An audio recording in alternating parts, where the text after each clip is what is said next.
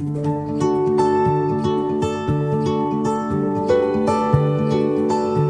everyone. Today's webinar is sponsored by Team Academy. Team Academy is a professional corporate training institute headquartered in Doha, Qatar. We are a specialized project management training institute focusing on corporate and business trainings.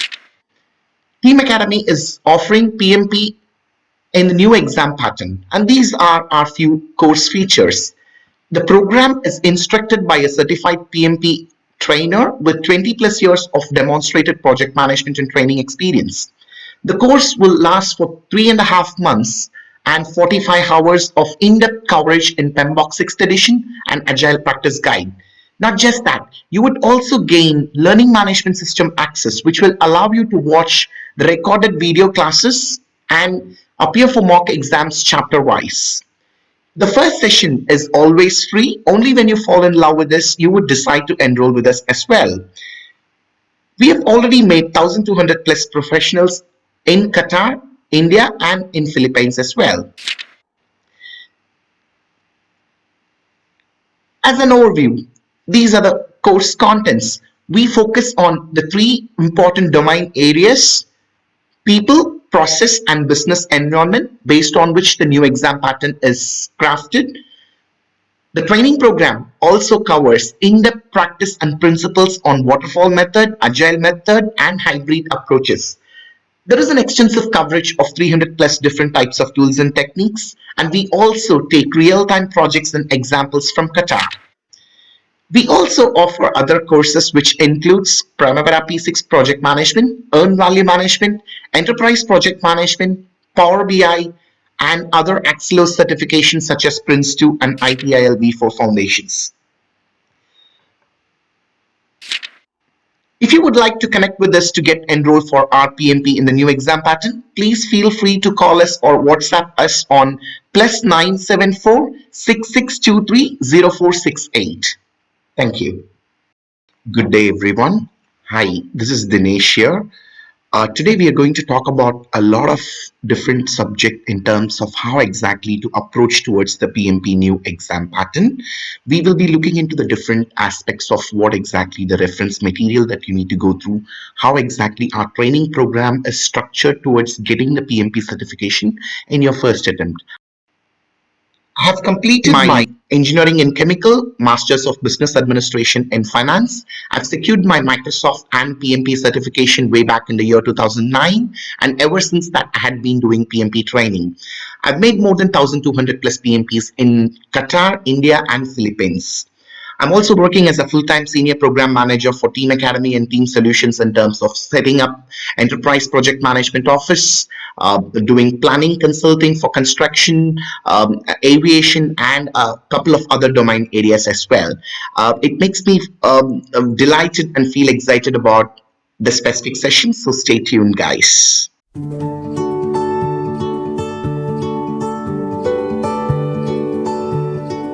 Alright guys, before we start talking about the domains, it is quite important to understand how exactly we have to interpret the context of domain as per the new exam content outline given by PMI. We need to understand that if you are a PMP aspirant and you want to take your PMP exam, it is quite essential for you to go through each and every single word of the specific document which I'm showing you right now. So the PMP new exam content outline has been published by PMI for quite a while. As you can see over here, it is published in the in the month May 2020. We need to understand that the PMP new exam pattern content, the new exam content outline is based on domains, tasks, and enablers. All right. So first, let's talk about what are these domains and how exactly these domains are derived by PMI. And then we will talk about the tasks, and then we will talk about the enablers in detail so that you have a holistic understanding of what exactly you could expect in your new exam pattern as a question in your exam itself, right? So first of all, domains are nothing but it is defined as the high level knowledge area that is essential to practice project management. Okay, so in the new exam pattern, the domains are mainly into three different classification or categories, which we call it as people, process, and business environment itself, right? In the existing in the pattern which was before 2021, we had the domain areas which is split into initiation, planning, execution, monitoring and controlling, and closing. Now we need to understand, why did PMI actually transform from the existing domain to this specific new domain area itself? And for this specific understanding, it is quite essential for us to understand a couple of components before we deep dive into the domains itself. All right. So the domain that we are talking about over here is derived based uh, on the aspect, or on the idea of how exactly projects are being managed in the emerging trends, or in the modern era, how exactly projects are being managed. So what I will do is, I will use my whiteboard to show you how exactly these domains are derived by PMI. Once you have a solid understanding in terms of how these domains are derived, then it becomes quite easy for us to go ahead and crack the code in terms of what exactly those tasks which enables the domain, and what are the enablers that drives the task itself. So we can have a very good amount of clarity only if we understand the domain and why these domains are derived as well.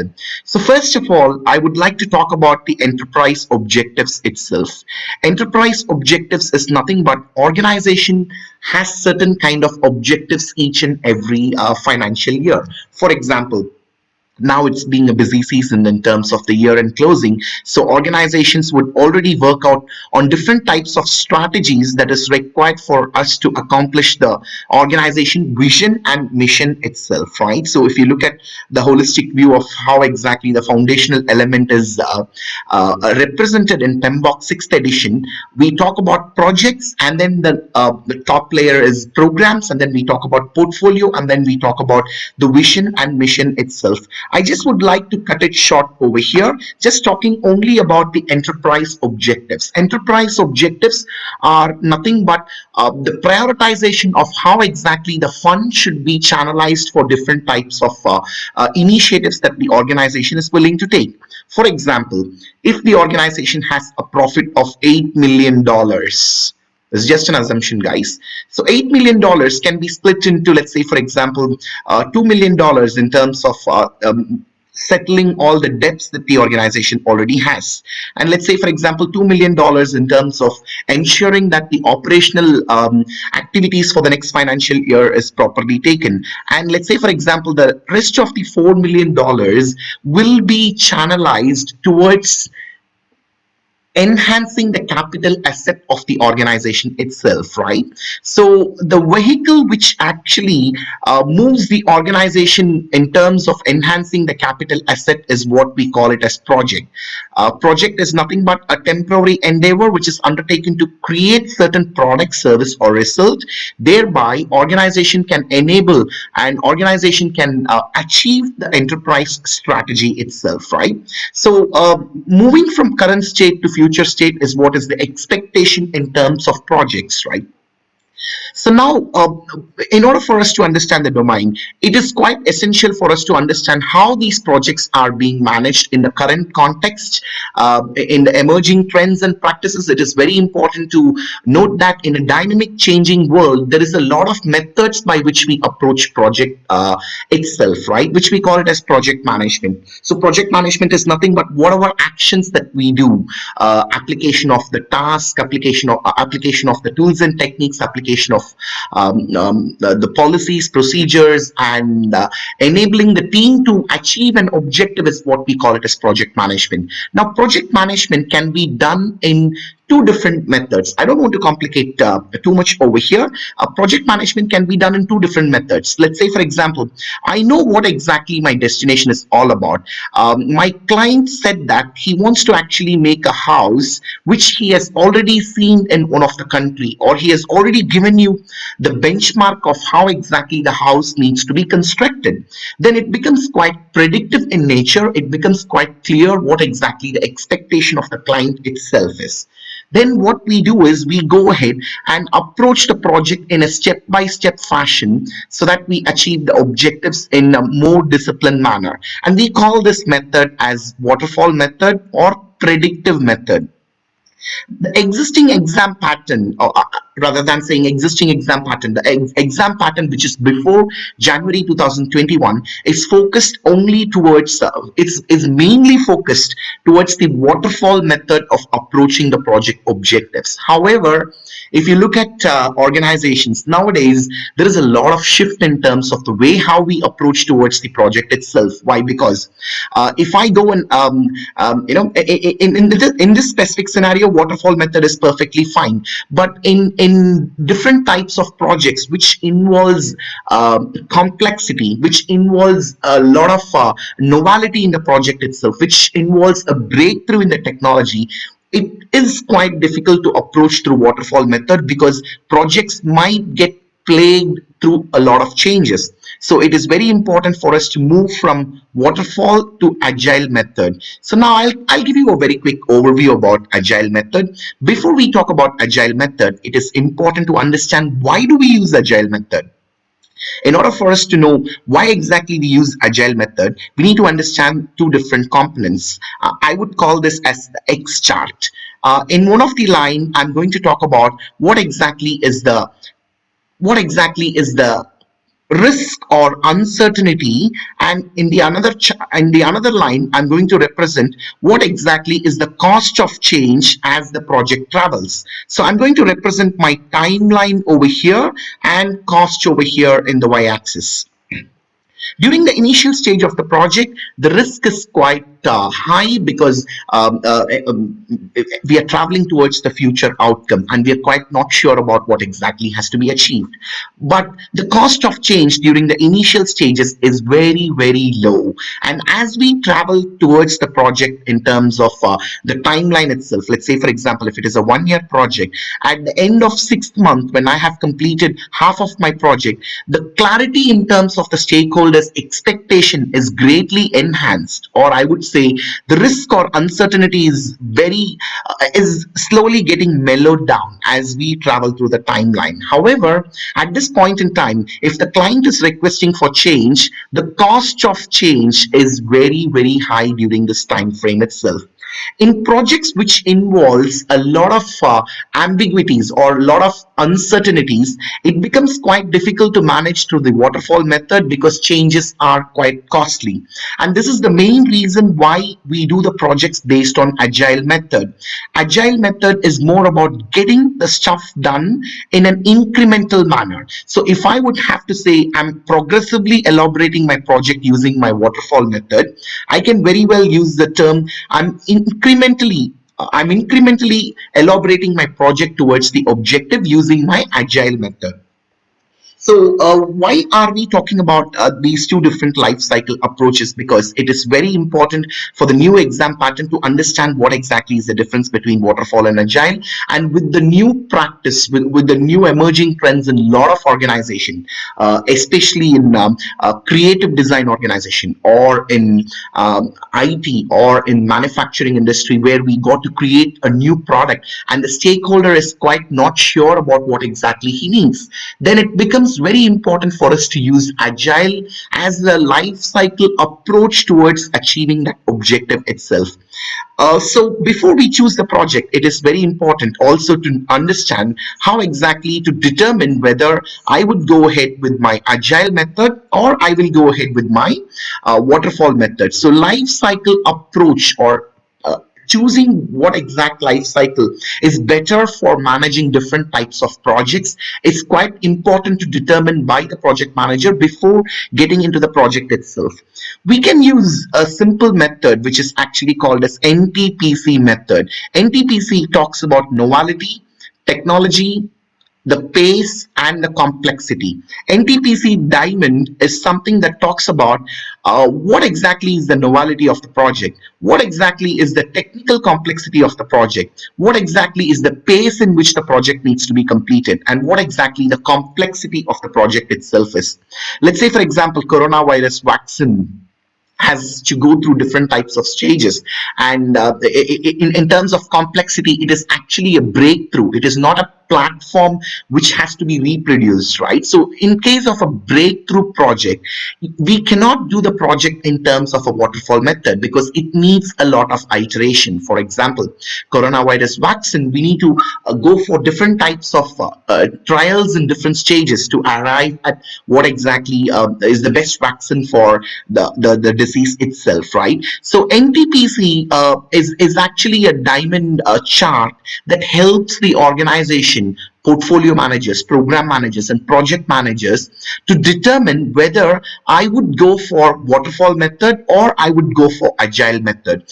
In case if the complexity of the project is very less, and in case if the pace in which the project needs to be completed is very high, and the technology itself is something that already exists in the market, it is quite important to use waterfall method because it is more predictive in nature. However, in the other end, in case if the complexity is high, in case the pace is very pace is to be done in a moderate pace. However, the novelty itself is kind of something that we are doing it for the first time within the organization. Then it is important to use agile method, because in agile method we don't fix the project requirement initially and then we work towards it. Rather, what we do is we approach in an incremental life cycle. The same example in terms of the coronavirus vaccine. I will do my sprint one, understand what exactly the user stories which has been given as part of my sprint one requirement. And once I complete my sprint one, I will go for my sprint two. As part of sprint two, I will address whatever backlogs. Rather than using the word backlog, we can use the word feedback. So whatever the customer feedback is all about in terms of sprint one needs to be rectified in sprint two. And then I will move on to sprint three, which will address or fix whatever concerns that we had in sprint one and in sprint two. This way, what happens is that the customer or the sponsor of the project is able to see a workable product in a short span of time. So if a customer is able to see the product itself in a short span of time, the risk or uncertainty or the ambiguity is greatly reduced, and the project is also elaborated in a more clear and in a structured manner. So we will actually need to determine what is the project objective all about. In case if the project is very complex in nature, this is something that we are going to get a breakthrough on. It is much better to use agile techniques. And in the recent trend over the last 2 to 3 years, or I would say even the last 5 years, agile project management has become as a basis for a lot of system enhancement project, a lot of creative project like interior design work or IT development, DevOps, in terms of coming up with new designs for power plant, nuclear plant, X, Y, and Z. And it doesn't make sense for PMI to stick with waterfall method, and that is the main reason why agile method has also been introduced, or there is a great focus towards agile method. Now there is a last type of approach which we could also select, which we call it as hybrid method. Hybrid method is nothing but, in case if I have part of my project which is quite clear and part of my project which needs to be incrementally developed, I can use hybrid method. So hybrid method is nothing but combination of my agile and combination of my waterfall method together, right? So this is what we mean by hybrid method. So in case of hybrid method, we use agile techniques in few of the project phases, and in few of the project phases we use waterfall method itself. The reason why I have to get into the basics of projects, project management, and approach is because only when we understand what exactly is agile, what exactly is waterfall, and what exactly is about hybrid method, it becomes quite easy for us to understand how exactly we interpret or understand what domains are all about. Given a scenario where I'm traveling from X destination to Y destination, and if I have to approach through waterfall method, I can still stick to my exam pattern, which is before 2021. I can say that whatever steps that I need to take in terms of initiating the project, like let's say, for example, approving the project charter, getting my project management plan to be baselined, performing execution, controlling my project, monitoring and controlling my project, and closing my project. These are the domain areas which is more applicable when we talk about waterfall method. But in agile method, what happens is that all these different things are compressed into one small cohesive sprint package. And in one small sprint package, I need to do part of my initiation, part of my planning, part of my execution. I need to monitor and control. I need to close my sprint one, and then I need to proceed to the next sprint, right? So we need to understand that the domain itself is now common for both waterfall and for agile method. If the domain has to be common for both waterfall and agile method, can I still use this specific domain as the area of focus? The answer is no. So what exactly is the domain that is required for me to manage any different type of project approach that I choose? Let it be waterfall, or let it be agile, or let it be hybrid. Then I need to focus on domain area, which is mainly towards the people part of it.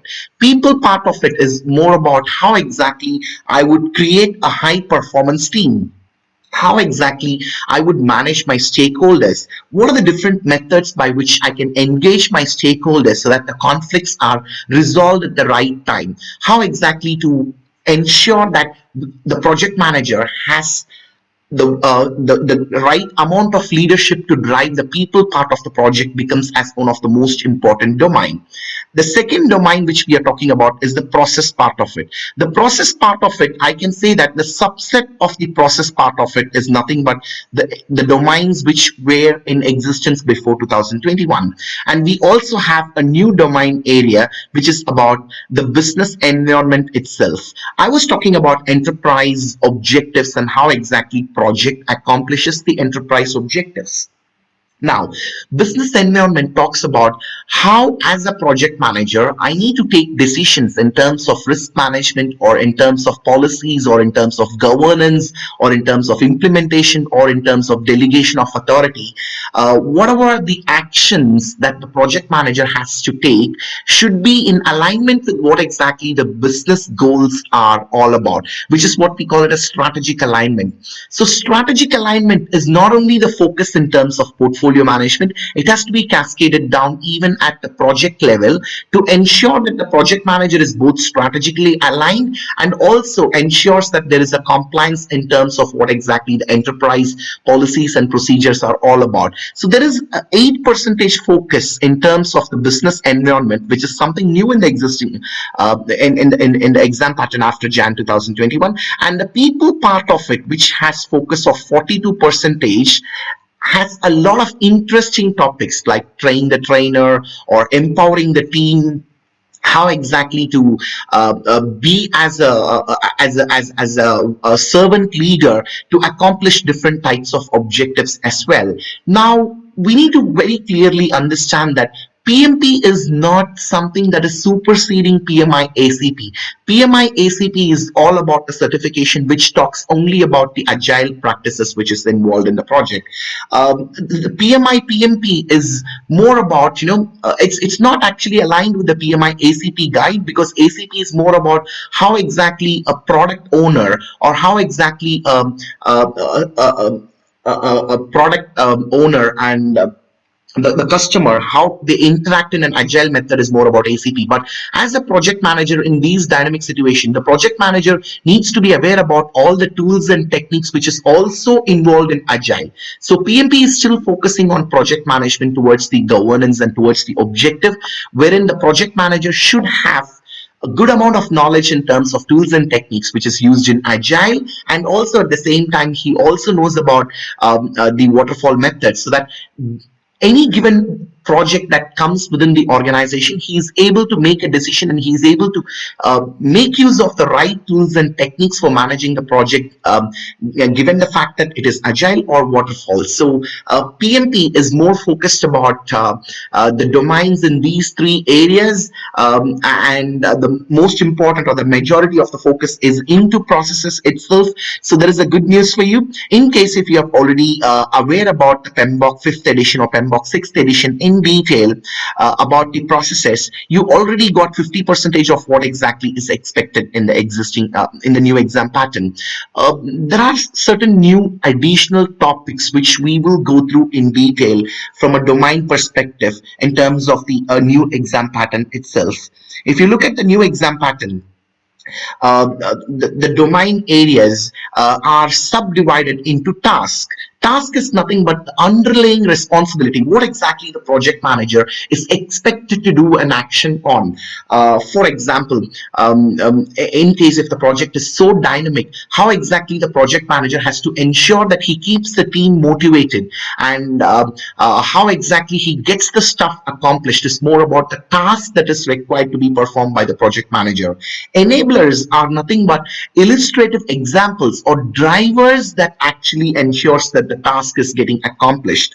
So if we go through the exam content outline in detail, I'm sure that you are already predictive about what exactly you would get in your PMP new exam pattern. So if you look at the domain area number 1, which is about the people part of it, you get 42% of questions from here.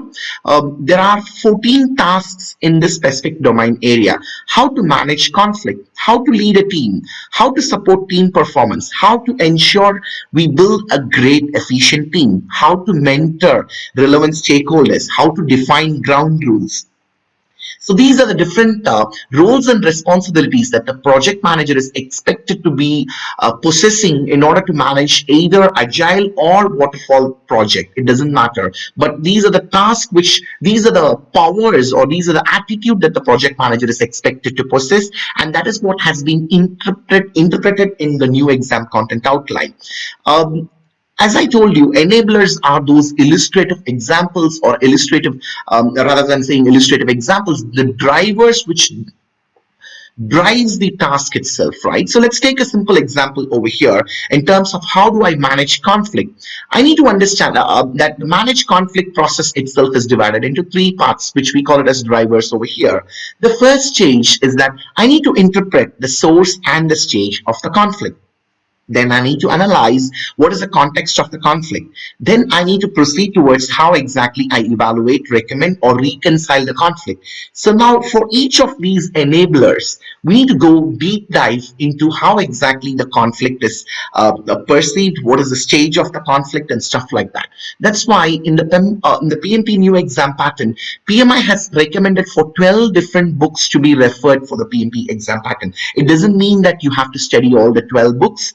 As a training organization, it is our responsibility to decode what exactly is the important essence from all these 12 different books, and so we present it over here in the slides, which talks about how exactly we need to interpret the source and stages of conflict, how exactly we need to ensure that we analyze the context of the conflict. Is the conflict related to the scheduling priorities, or is the conflict related to the change of opinion in terms of stakeholders X, Y, and Z, which talks about the analyzing the context of the conflict. And then finally, we talk about how exactly to evaluate, recommend, and reconcile the appropriate conflict resolution styles. So this is just one example of how exactly we can ensure that the tasks and the enablers within the new exam pattern is being approached towards. So we have a very good structured strategic study management plan in terms of how to approach for the new exam pattern by referring to different types of books, and the training program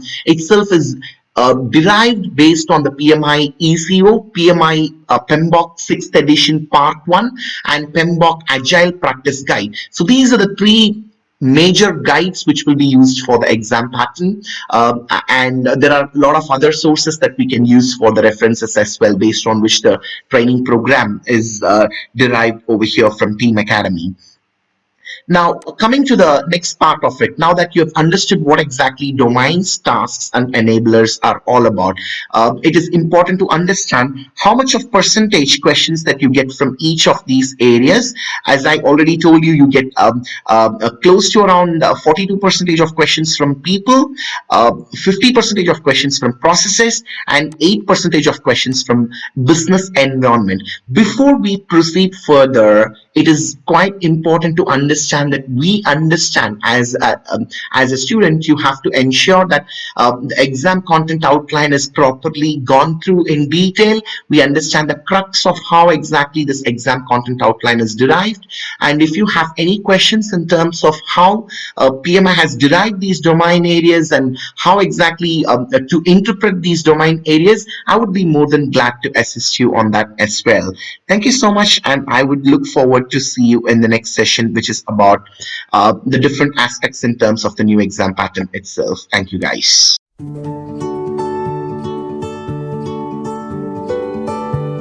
Hi guys. While it comes to PMP exam preparation, it is very important to understand that we have the right materials and the equipments, tools, and techniques for us to prepare for the exam and strategically pass the exam in the first attempt. I will give you a 360-degree view of what are the materials and reference guides that you need to have to ensure that you have a complete 360-degree view of what exact questions that you will get in your exam and how to crack those questions from a strategic perspective. The first three and the most important material is nothing but your PMBOK 6th edition, Agile Practice Guide, and the ECO, which we call it as Exam Content Outline. These are the three frameworks which is published by PMI based on which the questions will appear in the new exam pattern. PMI also has suggested that you could refer up to 10 different books.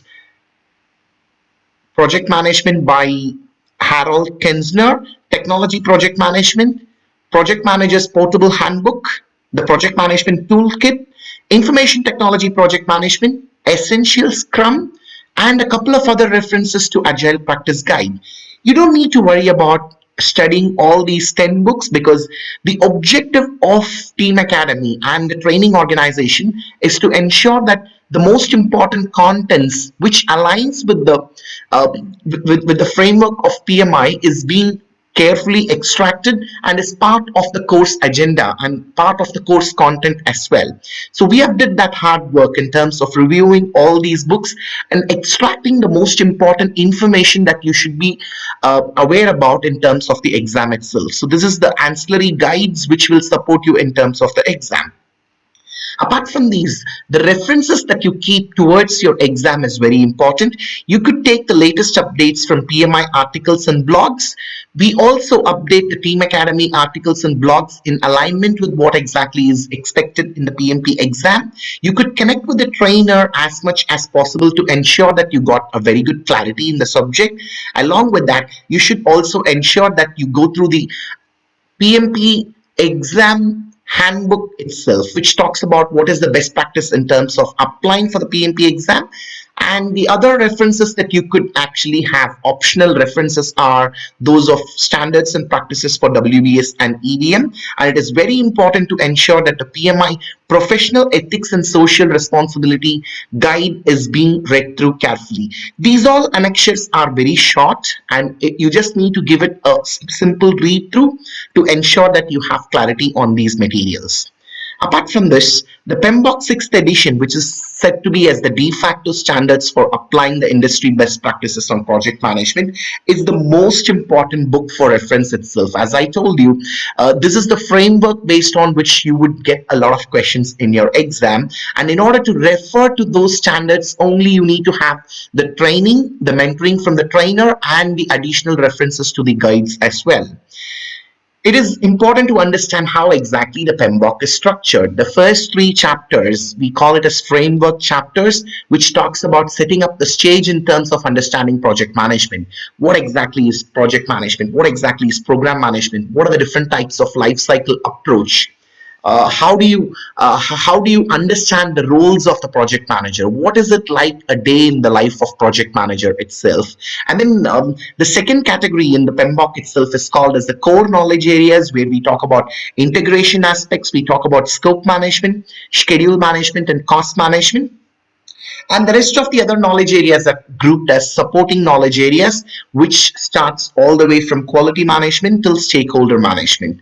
So if you are quite sure about all these materials, if you have all these materials in place that should be more than sufficient for you to prepare for the exam.